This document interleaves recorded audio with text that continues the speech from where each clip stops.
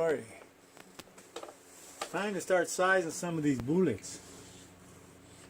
I'm going to use my Lee sizer because I already have them for 357. What was it right there? .357. I got to tell you, I prefer the NOEs, and I've got a bunch of NOE sizers, which are sweet because you don't have to buy the whole unit when you want to change a size. I got my drawer of them out. I have a whole bunch of these from NOE, so I could show people what they look like. You buy the die once, and then you just buy these inserts. Here's the die. This is set up for my 458 SOCOM, .459. I like that it's marked. 1 Allen screw pulls that out.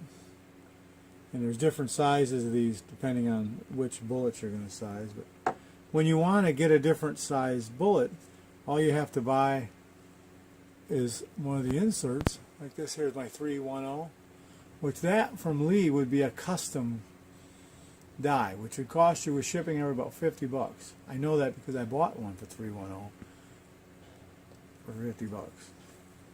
And then you buy these pushers. But like on 30 caliber, if you have 2 or 3 different sizes you load, the same pusher works for all of them. And these are less than, they're both less than 10 bucks a piece. I think they're 7 or 8 bucks, something like that. And I find that these are much more precise. I've had some of the, I've got a video out there of one of the Lee dies I bought, 309, and ended up being 3.075, I think, or something like that. It was off quite a bit, enough that it was giving me accuracy issues.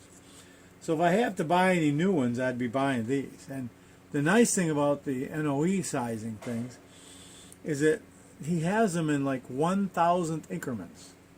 So if you're having trouble with a gun and maybe not have the accuracy or the barrel's a little bigger than standard, you can go ahead and just keep trying a different size, tweak it up 1,000th of an inch, which you can't do that. Lee only makes the standard stuff. So I've gotten to the point where I have quite a few of them. And I probably replace this one someday. I mean, it's fine, it works.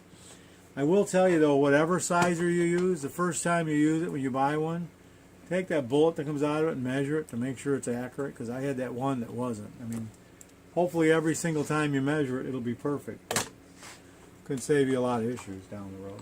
But anyways, probably anybody who's into cast bullet knows how easy it is to size bullets. Back there, so I don't lose it. Some of these guys have actually made a press that's upside down to do it. That would be sweet, but I just don't have enough counter space here to make it do another press. I guess I'm not in a big hurry, but now some of the bigger bullets I'll actually lubricate, but these don't have to be. And you just size them, that's all. It's kind of a boring operation. Nice thing I have a TV up there so I can watch the Idiot Box while I do it. I really like these lead ones. Really nice. I mean, it's just, what if you let me in? No, it don't let me zoom in.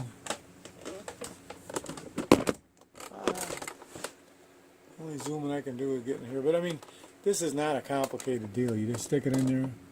Most important part is to not get your finger in it, okay? Which I've done a few times. I've gotten bit. The other thing is my puppy comes over, and when I'm doing this, she wants to play, and I keep whacking her in the head with a handle. It's like, move. She doesn't listen very well. That doesn't show it very good. Anyway, so just you size them. It takes time. Now a lot of people tell you, oh, I don't size my cast bullets, and I do, but I don't know that everybody has to. I just like them to be the same size. I guess it's kind of like when I was putting too much powder on, making them look pretty, but they were too fat on the nose. So it takes a while to do this. I'll give you another warning. There's when you take this thing off to dump it somewhere, get your finger under there as quick as possible, because bullets sometimes will fall out of there. I've actually picked one of these up with my left hand being a little weaker than it should be. and dropped them all on the floor. Got to have 200 or 300 pickup. That was fun. But it's life.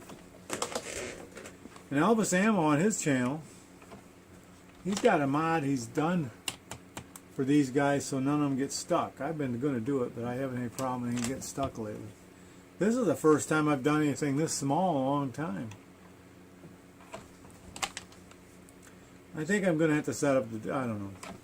I'm going to do a few on the single stage to test them out. But I'll get the Dillon set up for them. Anyway, that's sizing. No, not a big deal. You want to always size your lead at least 1/1000 of an inch over what your barrel is. I mean, technically you should slug the barrel. I don't know everybody does that. I only slug it when I'm having trouble or if I don't know. Not that hard to do. I actually have some molds that I have for each caliber. I put a little bit of pure lead in my one pot once, and I casted a couple of dumps of each mold as pure lead. So if I get a gun, I want to cast it. I didn't size them or anything, and I didn't coat them or anything like that. And they're just in a jar, and if I get a new gun or if I want to, I can. That works real good for slugging the barrel. Now I've also used, before I did that, I used to get a hold of some round balls for black powder stuff, and that worked pretty good. The round ball didn't fit so much; it had shavings and stuff. The bullet just fits perfect, and you know it squeezes enough. You see the rifling and all that; you can measure it. And you just have it already anyway. So there we are, sizing the bullets. This will take time. Bye. For my loading stuff, I keep, I write it on an ammo can if I load up a whole bunch of stuff, but I keep basically a list of everything I've ever done. So with these 9s, I've already done them once. So it gives me my cartridge overall length, my charge, everything. I even keep track of the alloy and stuff I use. And the feet per second and all that good stuff.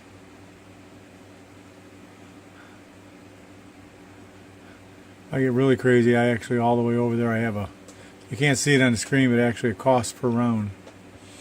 Anyway, that's where I'll be getting my information from. I mean, it originally would have came off of a book.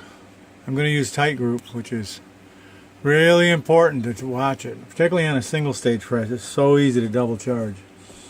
So I'll be looking at it with a flashlight, because you could double, triple, quadruple charge tight group. It doesn't use very much. Now when I get to loading a bunch of them, I'm only going to load like 10 of them, enough to test on the gun. Then I'll switch over to the Dillon, which has powder check and all that, and much safer. Alright, we're going to try and load up 10 of these 9mm 147 grain on a single stage press. I got 10 pieces of brass I've already resized and even got them primed and everything. CCI primers, because that's what I like. This, I'm using a Lee die set, which I bought some just to play with 9mm to develop. On my Dillon, I use a set of Dillon good dies.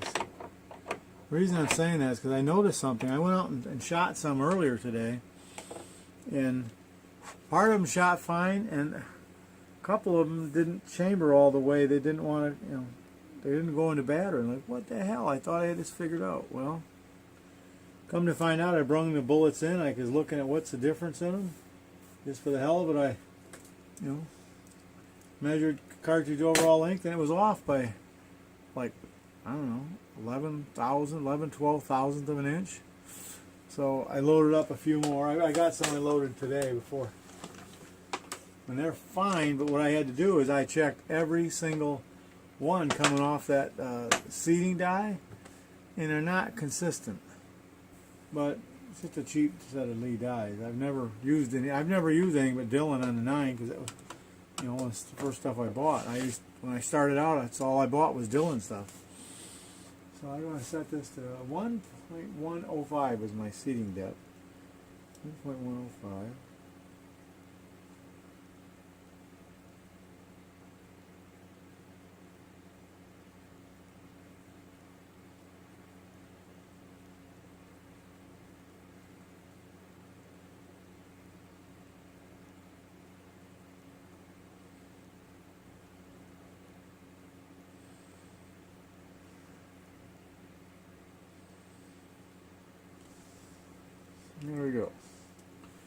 What I do is I get it set on there, and I tighten down that little set screw, and I turn this off, and I don't have to heat the battery. Okay. So what was our charge weight? I want to know. 3.1.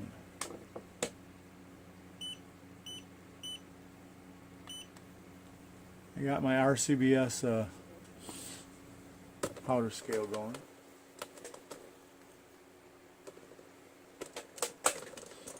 I wouldn't want to load 1,000,000 on here. It'd get a little boring. Takes it a while, but it's accurate.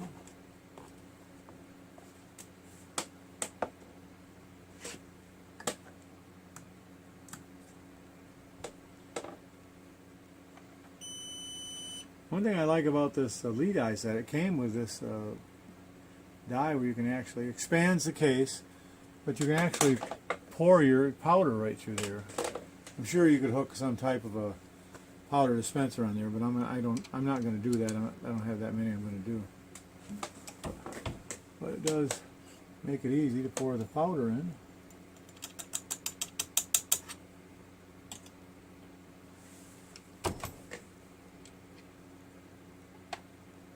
Put that one on the loading block where you can, it's not in line with the other guys, not close.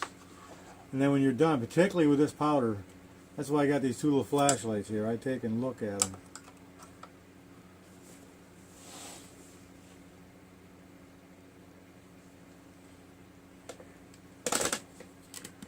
Now when you set that tray back on there, sometimes powder will fall out. And then it doesn't zero, and it won't take off again until it zeros.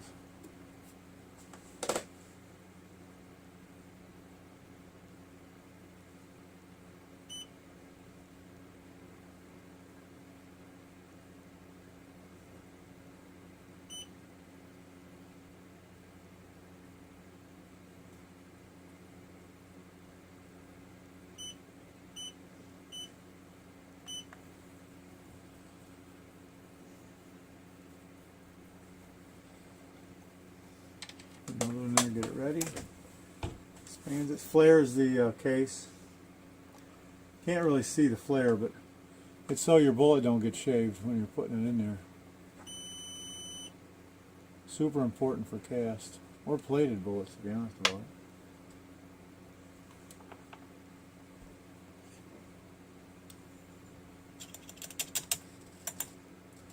I haven't done it myself. I've loaded some plated. I'm told that you can scrape the plating off there if you're not careful. I bought some coated bullets once for my 300 Blackout when I first started loading for it.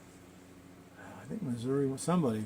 They had a different coating, but that actually scraped off easier than powder coat did, which I found interesting. You'd think the people who do it for a living would have that figured out, right?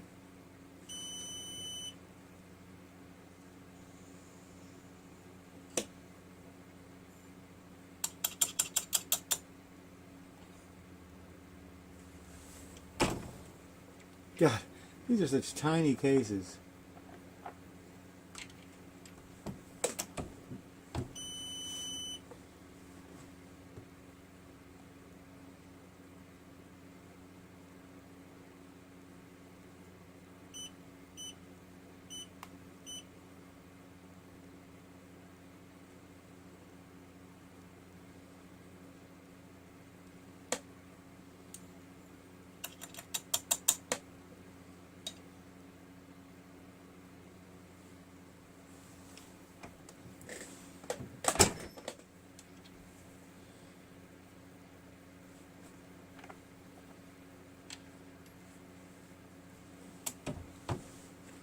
These cases were tumble clean. They weren't wet tumbled with pins and stuff. I only do that if the cases are absolutely gross.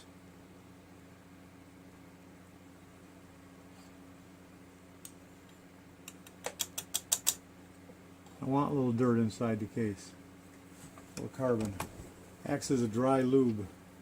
Because that's what the folks at Dillon told me. They were right. I was having all kinds of problems with 45 HCP. I'd get over there and there's a powder funnel on the Dillon that actually goes in, expands it, and then it drops the powder charge. Well, getting it down, it would be stuck on that thing. You had to use a lot of force to get that handle up, and the whole press would just jerk when it finally released. I called him up and said, what the hell's going on? The guy goes, are you wet tumbling your cases? Yeah. He goes, well, that's our press is designed to have some dry lube in there, and that is the dry lube. And when you're cleaning it with pins, you're taking the dry lube out. So in the summertime, I will wet tumble, but I don't use the pins. In the wintertime, I don't have a choice because the water is at more of a premium here. I'm not going to haul it back and forth. But if you're going to wet tumble, and you're going to use a progressive, and if you're having trouble with it sticking on your powder funnel, just try it without the pins once or twice. It's the same thing that happens with new brass. If you buy a new Starline brass and put on there, oh God, it sticks like hell until you fire it once. Now I got some dry lube you can dip each case into and stuff, but that's kind of a pain in the ass on a progressive press. You know, they throw them up in the bin, and the cases are feeding down and feeding in. You're not touching them. You're not have the opportunity to do all that.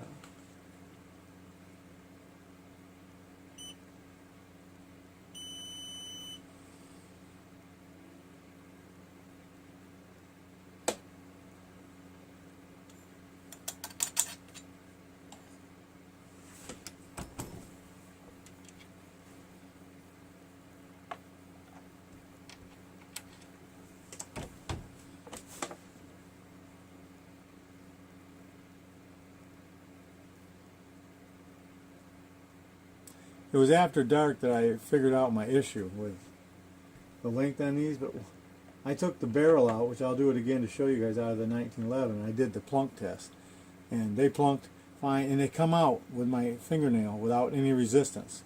Whereas the ones that would give you trouble, there would be resistance once you put them in there, so they were sticking a little bit. It was just that little bit of length in the cartridge overall length.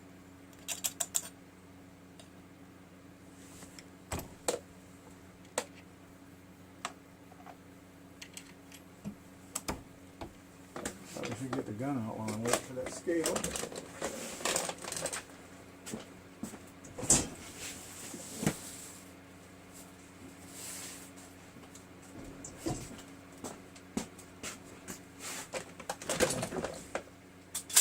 It's empty, of course. I have a mag in it.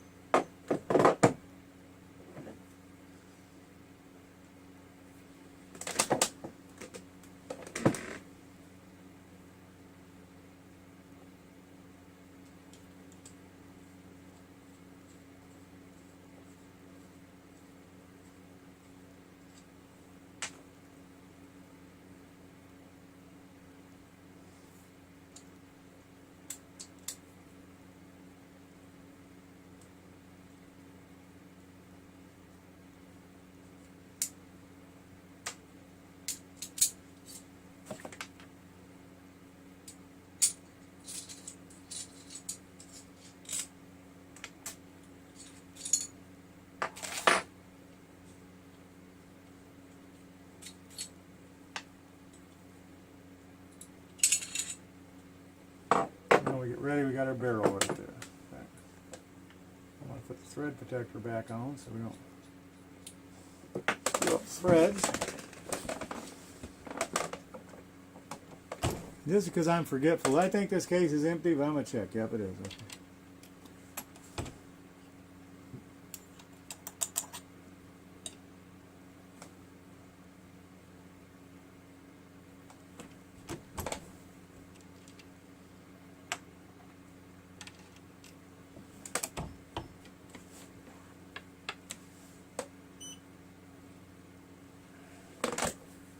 I got some more powder fell down when I bumped the scale.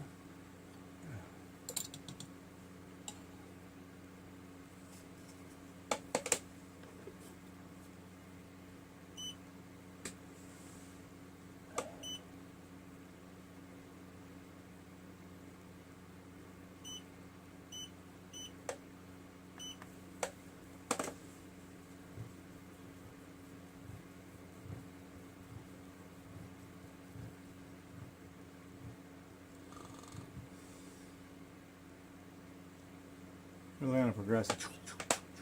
That progressive's accurate too. I had it sitting there for 2 months, hadn't loaded anything. It was still set up, even had the powder in it for those 45, and I used tight group for that too. Went over there, started getting ready to load, so I got my little scale out, tested it. First one was off a tenth of a grain. Second one was right on the money, and they were on the money afterwards. Like, wow.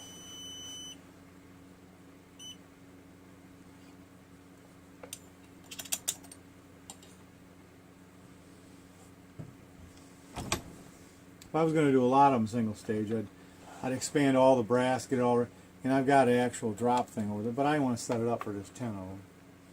Alright, now we take this die out. Now this is our seating die, and I got it already preset, supposedly, but I'm going to check those bad boys. If they're not the right length, they won't, and this Kimber is too fussy. Fussy. Wait a minute. Instead of telling you guys what to do, I forgot.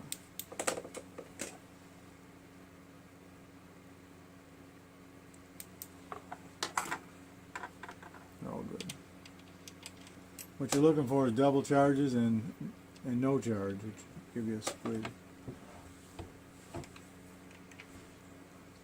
Remember I set this earlier for the right length. That bad boy is too long. We're searching for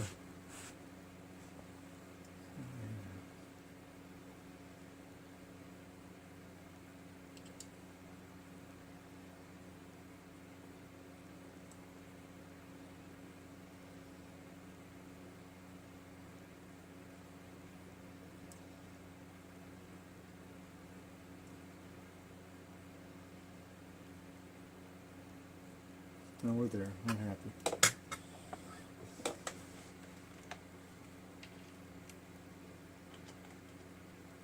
I think I'm going to pick me up a set of dies to play with that I can trust. May have to break down, buy me another set of Dillon dies. I seen some Hornady on their Southwest head. Oh, yeah.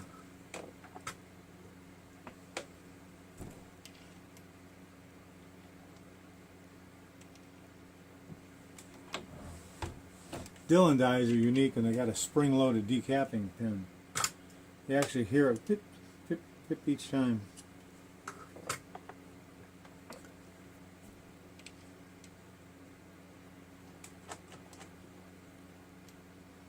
Of course, I didn't have any problem using this Lee die. Just had to resize and deprime and all that. Didn't give me any problem. And I always use a Lee factory crimp die. See that one? That was just not there. Now, there is no set screw on this, and I was very mindful not to touch the top. I don't know if it, try and just do it again, if it doesn't move around, or I don't know. It will not fit in there. So now I got to adjust the die down just a tad. Just ever so much.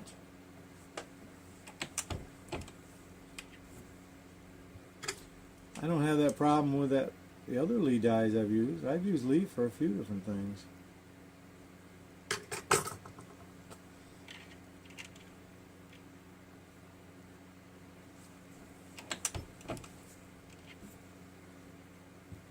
I guess maybe you get what you pay for. I don't know.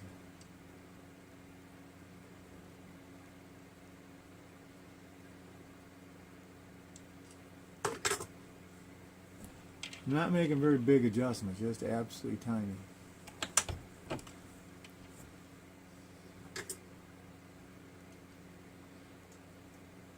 Now we're there again.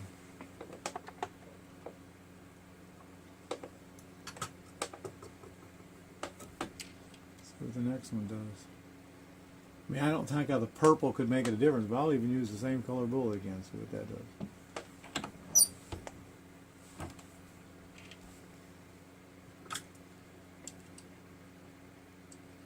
Well, see, that one's actually there, if not just a tad sloppy, just maybe 1/1000 of an inch. I don't understand it.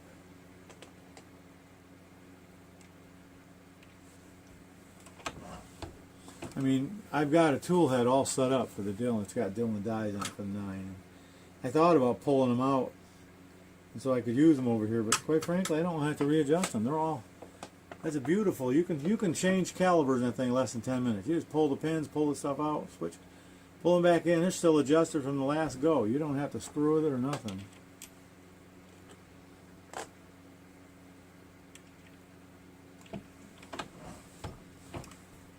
I had the problem with those lead eyes in that 458 SOCOM too. I had to,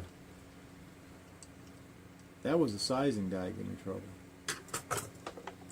Maybe I gotta just spend a little bit more money on dies. I was getting too cheap.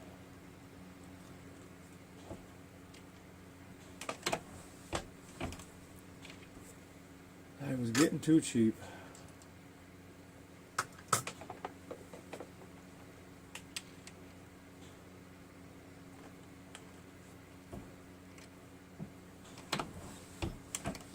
Who did I replace it with? The replacement set of dies worked fine. Redding. I bought Redding dies. They worked fine. I gotta tell you, if I was gonna load a whole bunch of these, this would be a pain in the butt to have to sit and measure every single one of them. 10 of them, I guess, is doable. But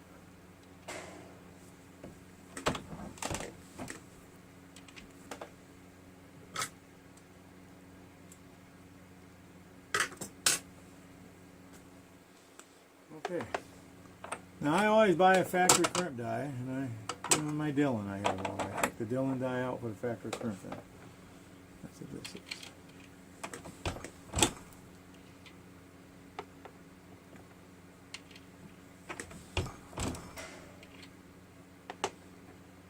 Getting cold outside. It's back down to 19 degrees. Like the wall cools down over there, and then the heater starts heating up in here. I'm going to have to go turn that heater down. I'll cook you out of here.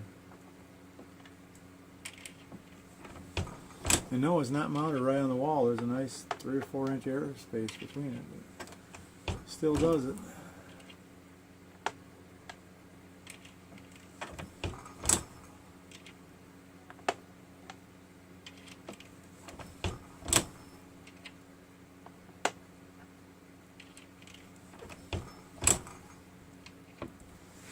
Roll over and turn that heater down.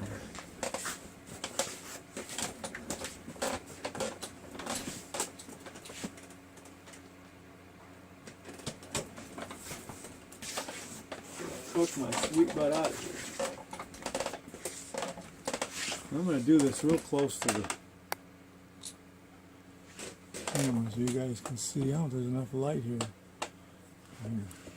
You don't have to see the press anymore. There's a lot more light right here. How's this? Oh, scared the hell out of you, didn't it? Ah, my God, you went blind. Oh. See? And on this gun, if I can pick them up with my fingernail without any resistance, those are good.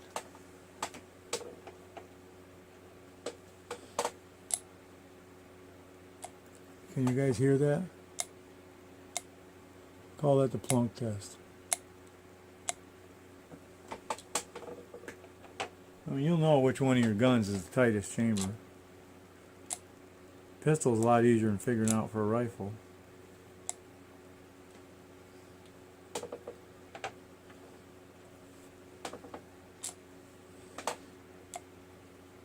Still like that. I just love that little gray. Looks like a real, well, it is a real lead bullet, but you know what I'm saying, not coated. This looks cool.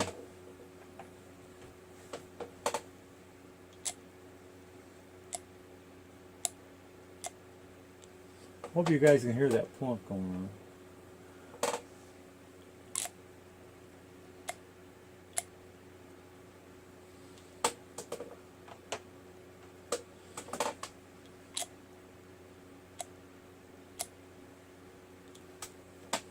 Pinch of luck, tomorrow I'll get a chance to cut these out and shoot them.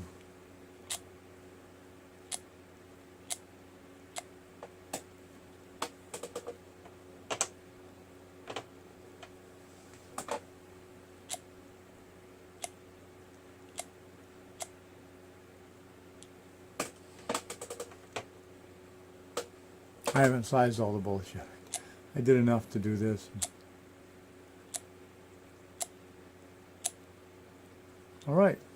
As long as I watch that cartridge overall link, we got them all.